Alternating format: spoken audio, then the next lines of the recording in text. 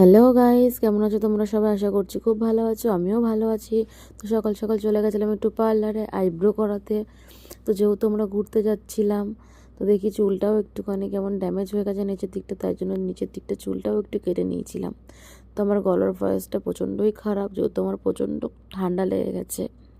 তো দেখো এদিকে সামনের দিকেও চুলটা একটু কেটে নিচ্ছিলাম। আর এই যে পরের দিন যেহেতু আমরা সারাদিন ট্রেনে থাকবো, ওই জন্য বাড়ি থেকেই খাবার রেডি করে নিয়ে যাচ্ছিলাম। তো আর এই যে দেখো দিদি ভাইরাও ছিল আমাদের সাথে ভিডিও কলিংয়ে। তো এই যে আমি কোথাও যাওয়ার আগের দিন তোমার চোখে ঘুমই আসে না, আর এদিকে শায়ানকে দেখো পড়ে পড়ে কেমন ঘুমাচ্ছে।